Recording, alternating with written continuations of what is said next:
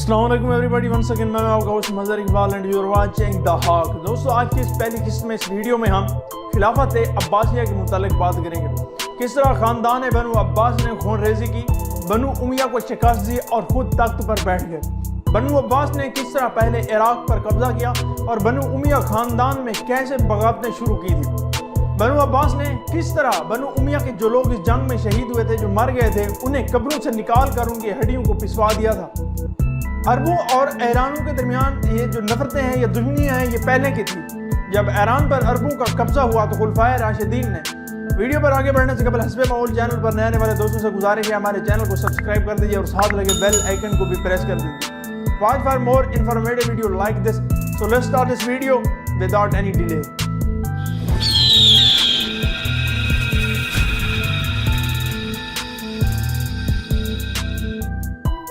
Welcome back دوستو، بنو عباس کے اوپر یہ ہماری پہلی ویڈیو ہے۔ اس سے پہلے جو خلافت تھی وہ بنو امیہ تھی۔ بنو عباس نے بنو امیہ کو ختم کر کے خود تخت پر بیٹھ گئے تھے۔ بنو عباس کا جو دارالحکومت تھا وہ بغداد میں تھا۔ اس میں جو عام زبانیں بولی جاتی تھی اس میں عربی، ارامی، آرمینیائی، بربر زبانیں، اس کے بعد جارجیا، یونانی، عبرانی، فارسی، اوغلا اور ترکیہ زبانیں بولی جاتی تھی۔ بنو عباسیہ 25 جنوری اور 750 ہجری میں اس کا قیام ہوا اور اس کا اختتام 10 فروری 1258 فروری تک رہا۔ اس کا رقبہ جو تھا 3 کروڑ 90 لاکھ مربع میل تھا۔ اس کی آبادی جو تھی وہ 50 کروڑ پر مشتمل تھی اور اس کی جو کرنسی تھی وہ عباس دینار پر مشتمل تھی۔ اس وقت بنو عباسیہ میں آج کے جو علاقے جو ملک شامل تھے وہ آپ کو بتاتے ہیں۔ اس میں سب سے پہلے افغانستان، الجزائر، انڈورا، آرمینیا، آذربائیجان، بحرین، چین، قبرص، مصر، فرانس، جزیرہ، یونان، جارجیا، ایران، پاکستان، ایران، عراق، اسرائیل، اناٹولیا، اردن، قازقستان، کویت، کرغزستان، لبنان، لیبیا، مالٹا، مراکش،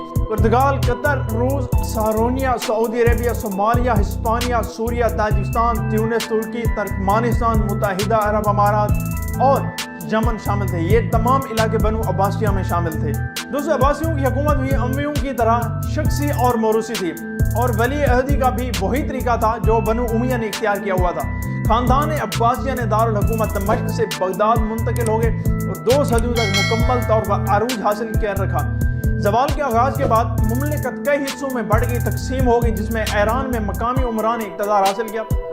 المغرب اور افریقہ میں اغالیہ اور فاطمیوں کے زیر اثر آ گئے۔ اغالیہ اور یہ فاطمیہ یہ دونوں بنو امیہ کے بعد بنو عباسیہ میں منتقل ہو گئے تھے، مطلب یہ ایک گروہ تھے، مطلب ان کے قبیلے تھے۔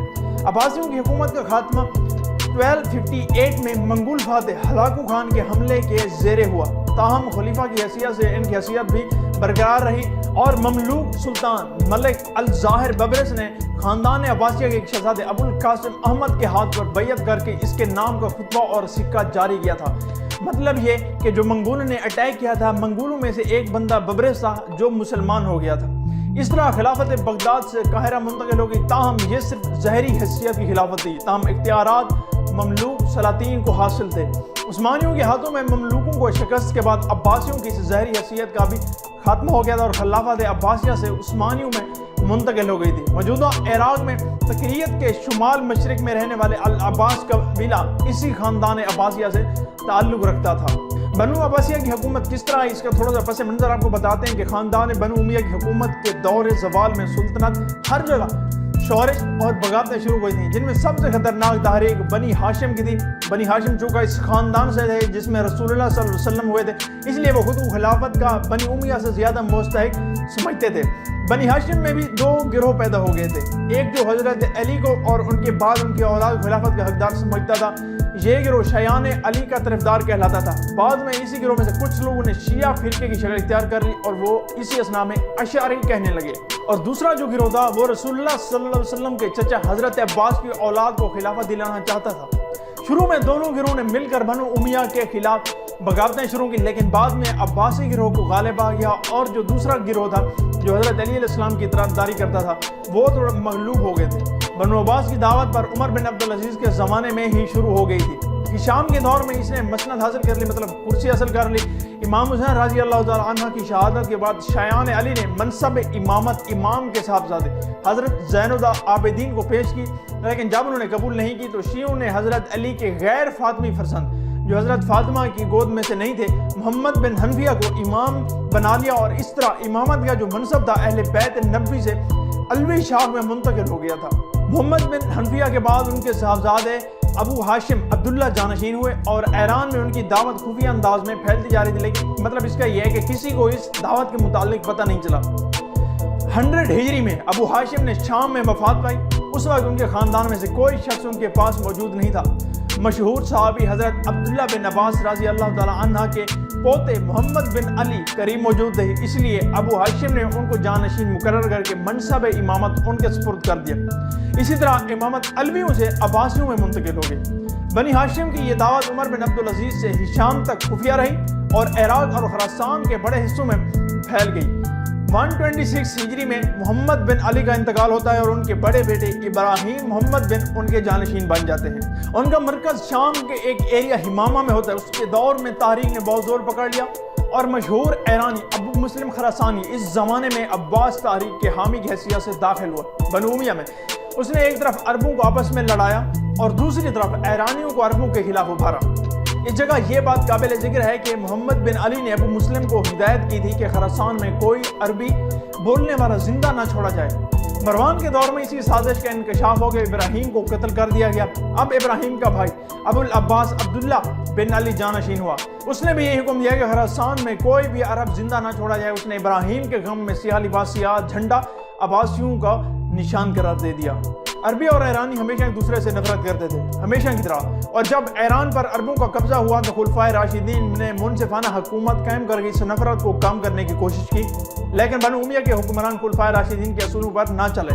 ईरानियों को भी हुकूमत से शिकायत बढ़ती चली गई थी। वह मुसलमान हो गए थे और बहैसियत मुस्लिम अरबों के बराबर हकूक चाहते थे, जबकि उनकी बराबरी का सलूक नहीं किया जाता था ईरानियों के साथ। तो वो बनु उमैया की हुकूमत का तख्ता पलटने के फिक्र करने लगे और अपना मकसद हासिल करने के लिए उन्होंने बनु हाशिम का साथ दे दिया। बनु उमैया के ज़माने में अरबों और ईरानियों के दरमियान नफरतें बढ़ने के अलावा खुद अरबों के अंदर कबायली असबियत इख्तलाफ भी बढ़ गए थे। ये हमारी बड़ी बदकिस्मती है कि रंग और नस्ल के ये इख्तलाफ जिनको मिटाने के लिए इस्लाम आया था, इतनी जल्दी फिर सर उठाने लगे खुलफाए राशिदीन के बाद। और एक कबीला दूसरे कबीले वालों के साथ जुल्म ज्यादती करने लगा, अपनी पावर का इस्तेमाल करने लगा। और जो कबीला कम पावर वाला होता था उसके ऊपर जोर पकड़ लेता था, उस पर कब्जा, उस पर लूट मार और वगैरह वगैरह। इसी इख्तलाफ की वजह से अरबों की कुव्वत कमज़ोर हो गई और वो कमज़ोर पड़ गए। और बनु उमैया का सबसे बड़ा सहारा चूँकि अरब थे, इसलिए उनकी कुव्वत कमज़ोर होने के सबब बनु उमैया की सुल्तनत भी कमज़ोर पड़ गई। इस्लामी दुनिया की ये हालत थी कि बनी हाशिम के हामियों ने ईरानियों की मदद से खरासान में बगावत कर दी। हिशाम के नाअहल जानशीन इस बगावत का मुकाबला न कर सके और हार गए। इसी जद्दोजहद में एक ईरानी सरदार अबू मुस्लिम खरसानी बने, जो बनी हाशिम को बड़ी मदद मिली, जिसकी वजह से वो बड़ी मुतअस्सिब, जालिम और सिफाक ईरानी था, लेकिन ज़बरदस्त तंजीमी सलाहियतों का मालिक था। इसमें कोई शक नहीं है। जैसे कोई लोग इक़्तिदार पर आते हैं, जिनके अंदर पावर आ जाती है, ताकत आ जाती है, तो वो सफाक हैसियत बन जाता है, का मालिक बन जाता है और जालिम और जाबिर बन जाता है। इसमें कोई शक नहीं और ये कोई बड़ी बात नहीं है। अपनी पूरी हिस्ट्री हम उठाकर देखें तो कितने हम में से लोग जालिम और जाबिर गुजरे हैं। बनी हाशिम की ये हामी मावरा उल नहर और ईरान पर कब्जा करने के बाद इराक में दाखिल हो गए, जहाँ बनु उमैया के आखिरी हुक्मरान मरवान बिन मोहम्मद ने दरियाए ज़ाब के किनारे मुकाबला किया, लेकिन ऐसी शिकस्त खाई कि राह फरार इख्तियार करना पड़ी। बाद में मरवान पकड़ा गया और उसके कत्ल कर दिया गया। दारुल खिलाफा दमशक पर बनी हाशिम का कब्जा हो गया और बनी हाशिम की शाख में से बनी अब्बास की हुकूमत इस तरह कायम हो गई। बनु अब्बासिया की जैसे हुकूमत कायम हुई, बनु अब्बासिया के दो बड़े मेजर बंदे थे जिन्होंने हुकूमत की है।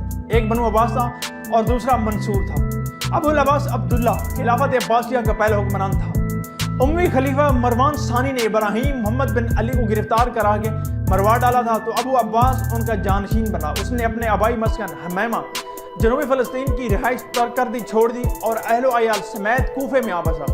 अबू मुस्लिम खरासानी, अबू सलमा और दीगर हामियान तहरीक अब्बासिया की मदद से बिल आखिर इराक पर अबू अब्बास का कब्जा हो गया और रबीउल अव्वल 132 हिजरी में इसकी खिलाफत का ऐलान हो गया।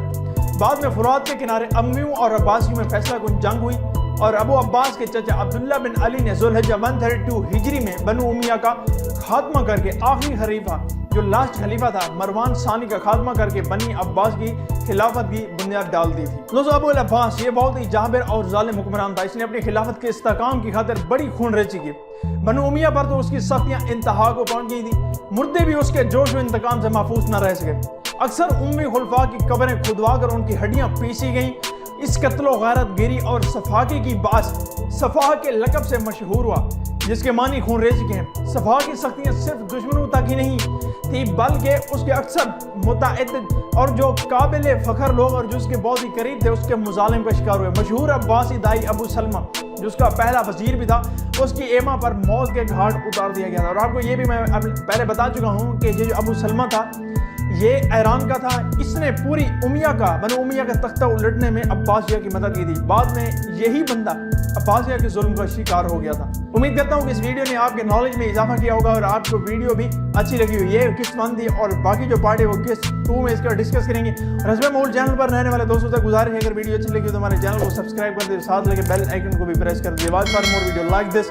मिलते हैं एक नई वीडियो में, तब तक के लिए इजाजत दीजिए। अल्लाह हाफिज़।